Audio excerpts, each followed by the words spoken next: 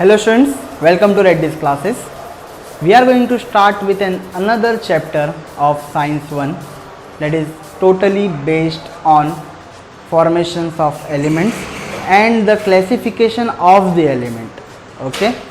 तो ये जो chapter है, the name of the chapter is Periodic Classification of Elements. तो कुछ बातें जान लेते हैं इनके बारे में. What are they? First of all, ये जो साइंटिस्ट्स आए थे उनमें से कुछ साइंटिस्ट मतलब उन्होंने अपनी थियरी रखी आगे, they put for their theory. Okay, हर एक साइंटिस्ट पिछले वाले की थियरी स्टडी करके आगे चल रहा था. हर एक साइंटिस्ट पिछले वाले की थियरी स्टडी करते हुए आगे चल रहा था. यहाँ पे सबसे पहले तो एलिमेंट्स की बात क्लियर की. एलिमेंट क्लियर करने के बाद में उन लोगों ने साइंटिस्ट के नाम को डिफाइन किया कि किस साइंटिस्ट ने किस तरह का रोल यहाँ पे प्ले किया. ओके, इससे भी इम्पॉर्टेंट बात एक ये है कि द चैप्टर्स वेटेज, चैप्टर का जो मार्क्स है आपके बोर्ड के सिलेबस के लिए है वो विथ ऑप्शन 6 मार्क्स का आता है. ऑप्शंस के साथ 6 मार्क्स का, विदाउट ऑप्शन 4 मार्क्स. ओके, मतलब 4 मार्क का कुछ ऐसे क्वेश्चन है जो कि फिक्स्ड है. चैप्टर को टोटल वेटेज 6 का दिया हुआ है विथ ऑप्शन, और उनमें से 4 मार्क कंपलसरी क्वेश्चंस में से आते हैं, मतलब ये तो आएंगे ही.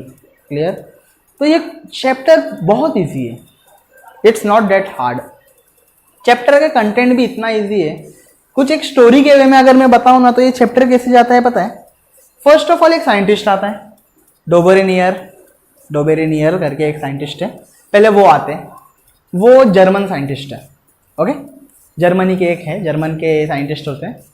तो वो एक थ्योरी पुट फोर्थ करते हैं. मतलब पहली बात क्या थी, सबसे पहले लोगों के दिमाग में एक ही चीज़ था. अगर मैं 5 सिनेरियो की बात करूं तो ना उनको पता था कि एलिमेंट है, क्या पता था कि ये ऑब्जेक्ट मेटल है, ये ऑब्जेक्ट नॉन मेटल है. धीरे धीरे क्या पता चला कि मेटल और नॉन मेटल को एक ही ब्लॉक में डाल सकते हैं. तो वो ब्लॉक बनाना चालू किया, टेबल बनाने के लिए देखा. तो पहले साइंटिस्ट ने अपनी एक थ्योरी पुट फोर्थ करी और क्या हो गया, थ्योरी रॉन्ग हो गई.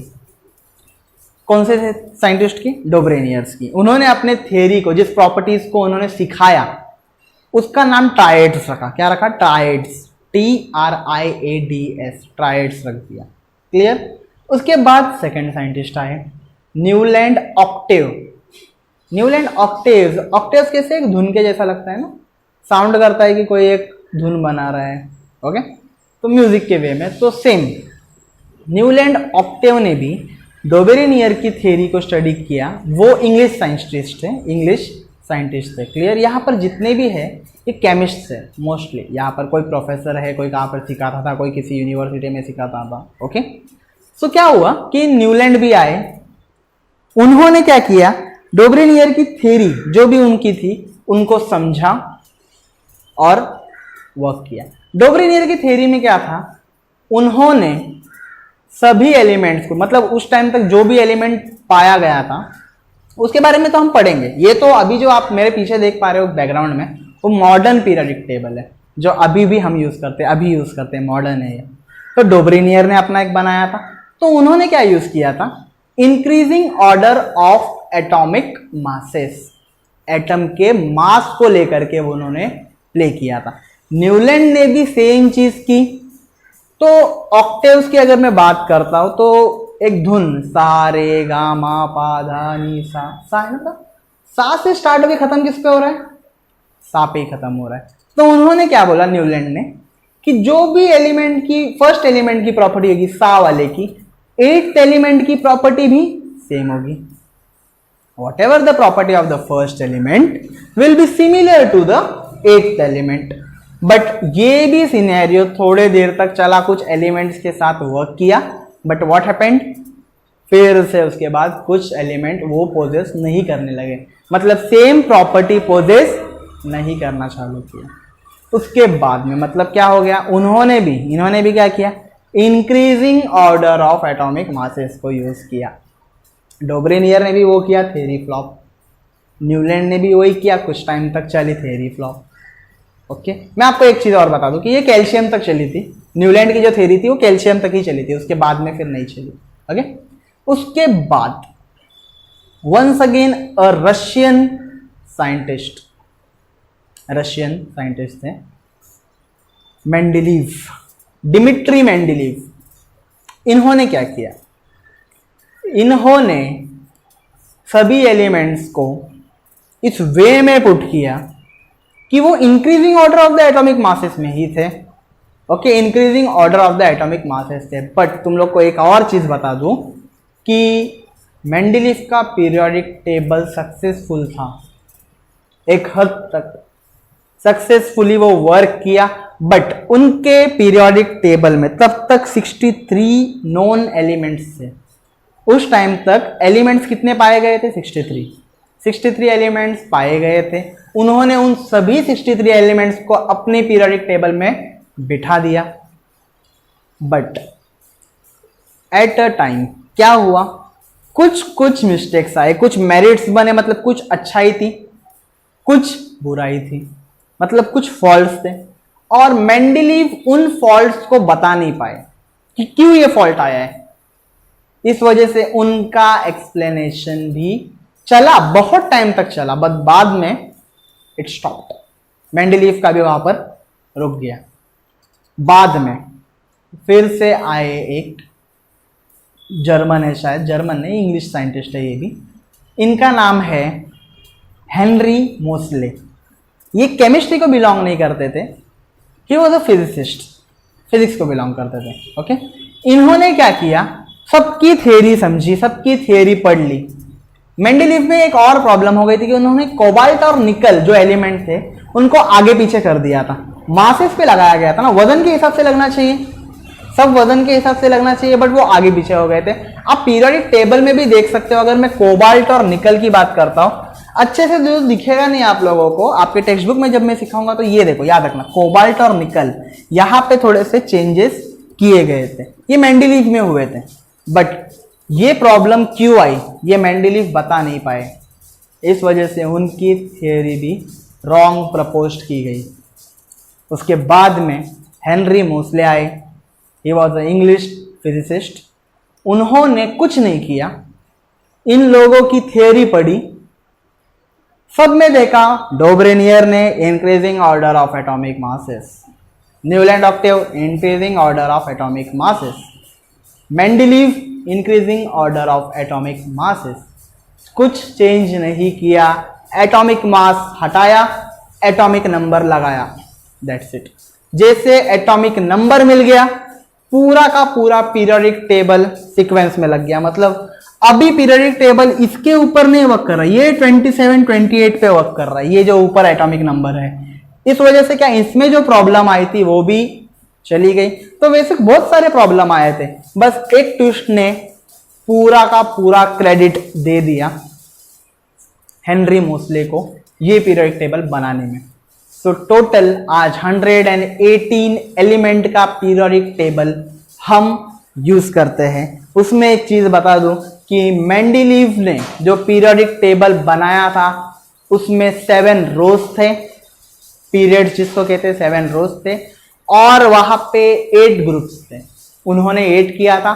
बाद में हेनरी मोसले जब इन पर वर्क करना स्टार्ट किए, वहां पे उन्होंने क्या किया, there were 7 periods and 18 groups, total कितने 18 ग्रुप्स है। And below the periodic table के ठीक थोड़े नीचे there are 2 series, lanthanide and actinide series, यहां पर 2 सीरीज है। ये पीरियोडिक टेबल टोटल 4 ब्लॉक्स में बांटा गया, टोटल 4 ब्लॉक्स में बांटा गया, S P D F, इन ब्लॉक्स में बांटा गया, इनके इलेक्ट्रॉनिक कॉन्फ़िगरेशंस पता किए गए। ओके आगे इसकी वैलेंसी, हर एलिमेंट की वैलेंसी स्टडी की, एटॉमिक साइज पता किया, मेटेलिक कैरेक्टर्स पता किए, नॉन मेटेलिक कैरेक्टर्स पता किए। बाद में यहां पर देखो एक जिगजैग लाइन है, यहां पर फॉर्म तो नहीं कर रही है but you can see this line, ये जो लाइन है यहाँ पे जो मैं आपको दिखाया जस्ट, ये देखो यहां से ये वाला पार्ट पूरा, ये पूरा मेटालॉइड्स का पार्ट निकला, ये जो पार्ट था वो मेटालॉइड का, दिख रहा है आपको ऑरेंज कलर। मेटालॉइड क्या होते हैं, elements they have the property of metal as well as non metal. Metal और नॉन मेटल दोनों की प्रॉपर्टी ले करके जो एलिमेंट बना वो मेटलॉइड पाया गया। स्टार्ट में बताया था ना, लोगों को बस पता था कि मेटल है और नॉन मेटल है। Clear? Now everyone knows in the periodic table we have metal, non metal as well as metalloids. State clear? तो यहां पे वैलेंसी कंप्लीट हुई, एटॉमिक साइज कंप्लीट हुआ, metallic non metallic characters metalloids की study की है। उसके बाद इस पीरियोडिक टेबल में नोबल गैसेस भी भरे गए, helium, neon, argon, krypton, xenon, radon, ये सब जो भी है वो सब क्या है? नोबल गैसेस है। क्या है? नोबल गैसेस इसमें भरे गए। फिर हेलोजेंस भी है इसमें, फ्लोरीन, क्लोरीन, ब्रोमीन, आयोडीन, ये जो भी है वो दे आर द हेलोजेंस। तो चलिए let us start with the chapter periodic classification of elements, weightage, 6 marks with option, 4 marks without option. Let us start with the chapter. So let us start with the chapter. What is it? Periodic classification of elements.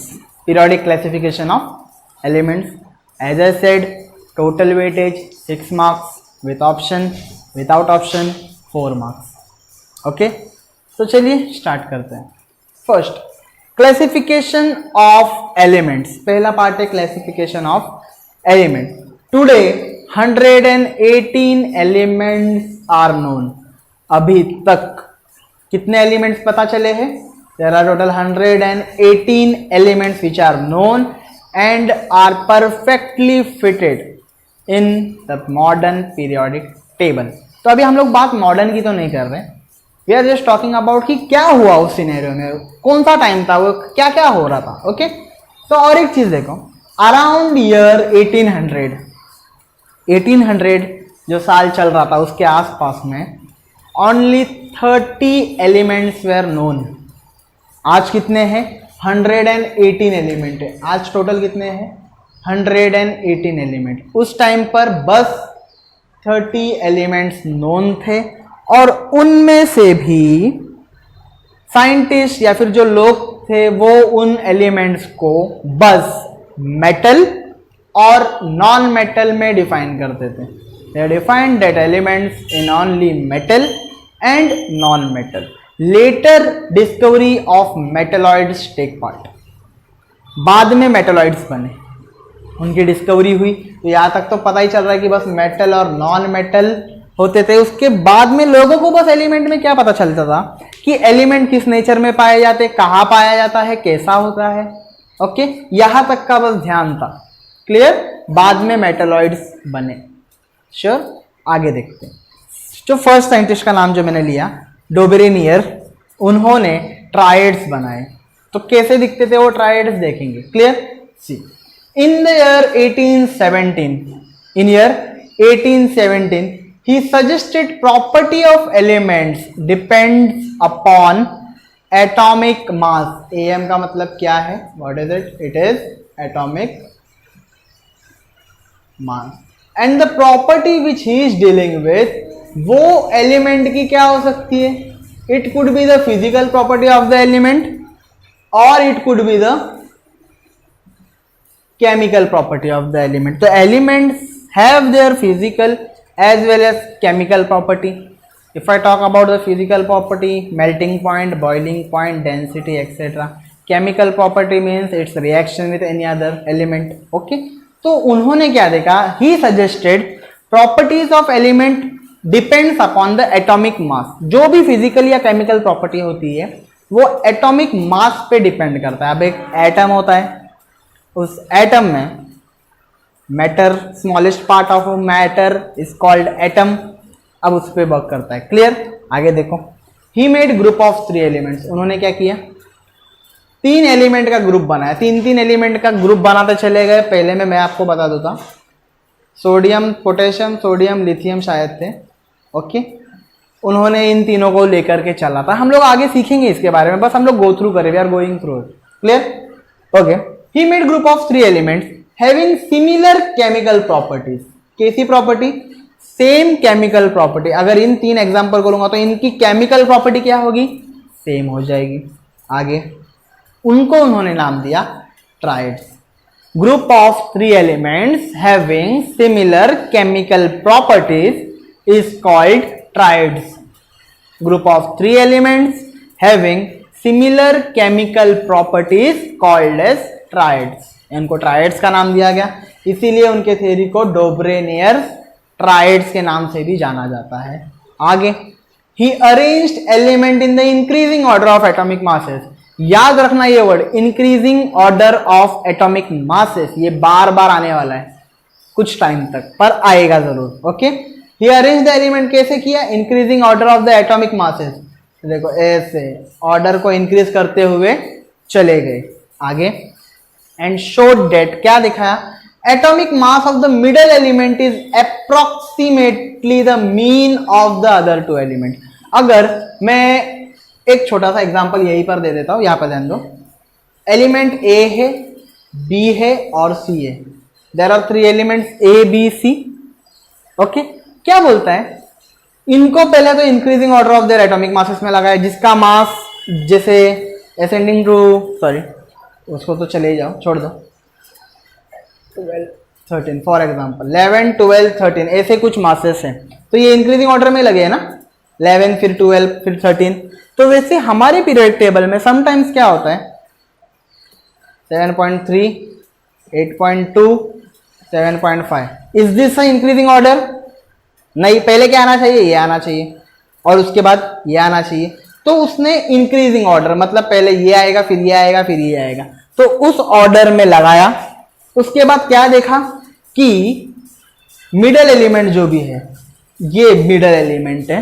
Okay, and show that the atomic mass of the middle element, इसका जो atomic mass है approximately दूसरे 2 element के mean से आता है, मतलब a + c/2। यही है मीन ऐसे निकालते हैं। तो ये जब मीन अप्लाई करेंगे a + c/2, तो इसका जो भी आंसर आएगा it will be same as b, it will be same as b। Clear?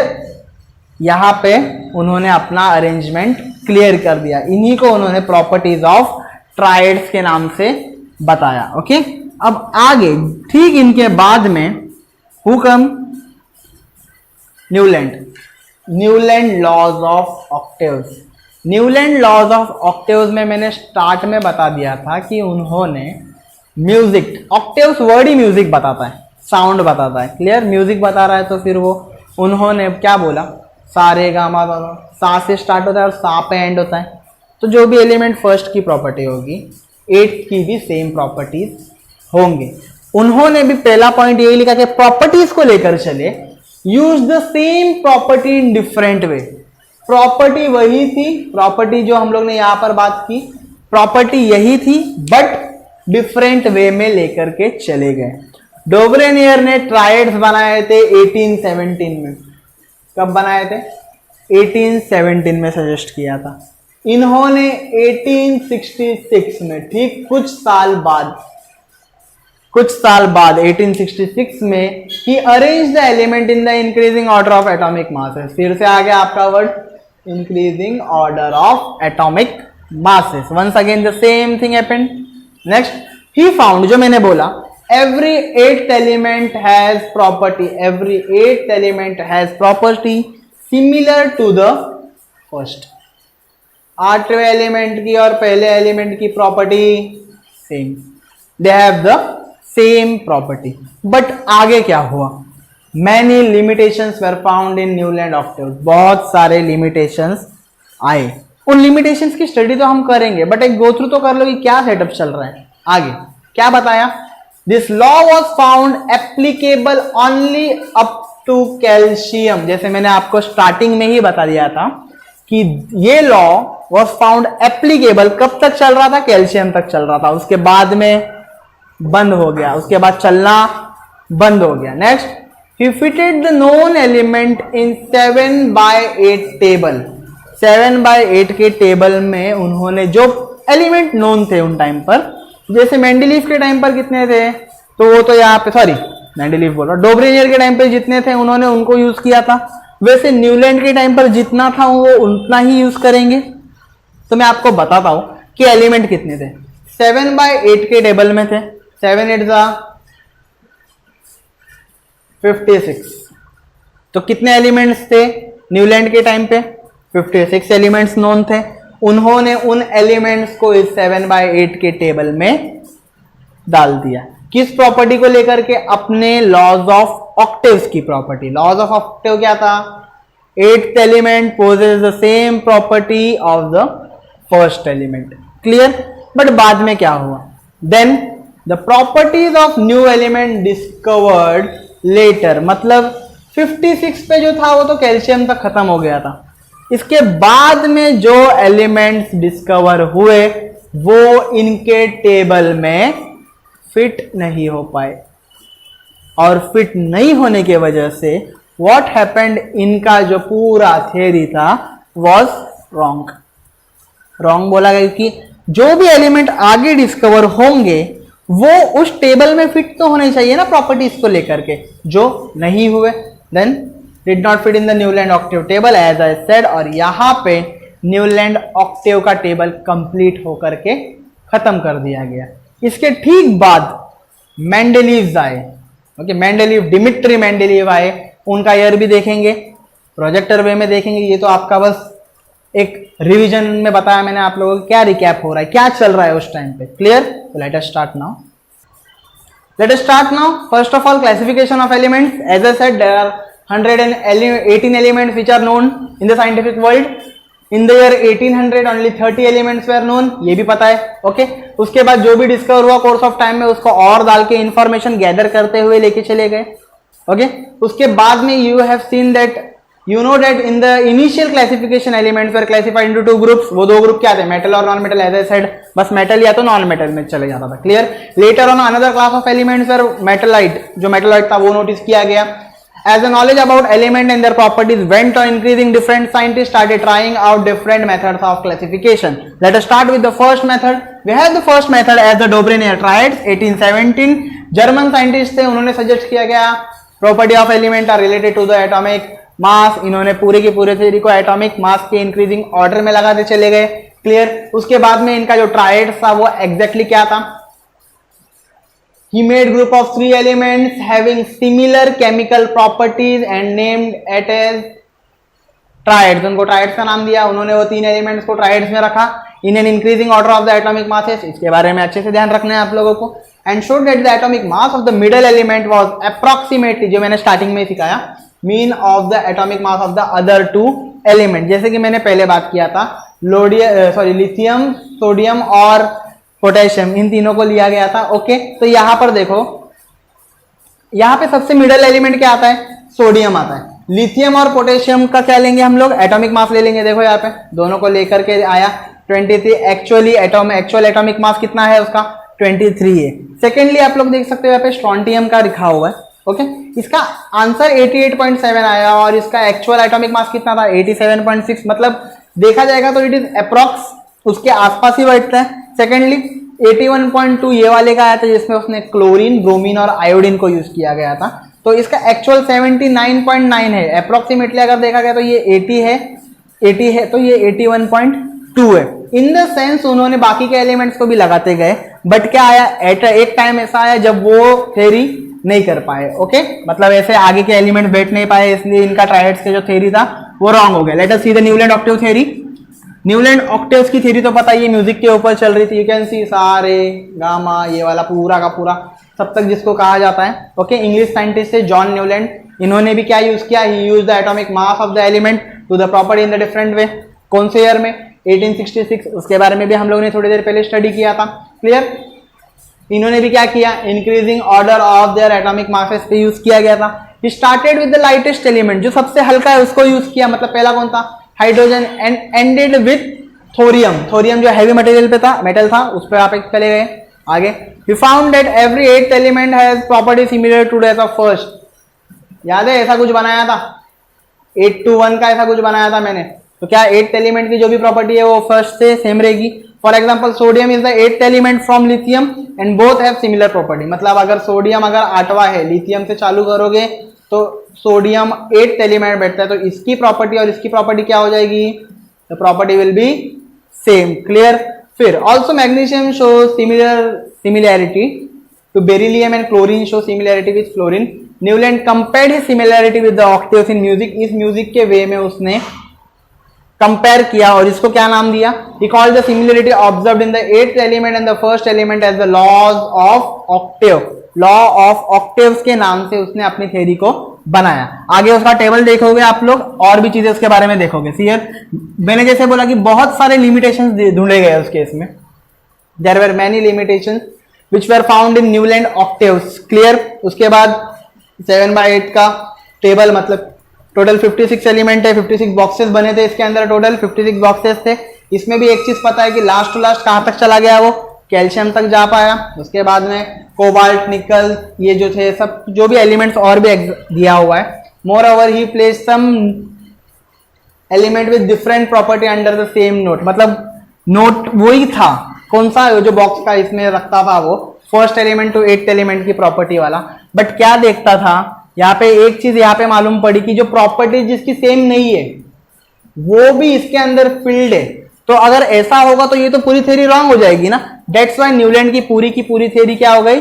Wrong हो गई। इसकी सेकंड लास्ट लाइन में लिखा हुआ, the property of the new element discovered later on did not fit in the Newland law of octave, जो मैंने थोड़ी देर पहले आपको बता दिया था। क्लियर? कि इसकी भी थ्योरी रॉन्ग हो गई थी। रीजन क्या था? जब नए एलिमेंट्स डिस्कवर हो गए वो इसके बॉक्स टेबल में बैठ नहीं पाए, परफेक्ट प्रॉपर्टी लेकर के बैठ नहीं पाए, इसके लिए इसका लॉ जो था वो रॉन्ग हो गया। Okay, in the next lecture और in the next session we shall study about Mendeleev periodic table, merits of Mendeleev, demerits of Mendeleev and much more. Okay, till then stay safe, stay home. Thank you for watching.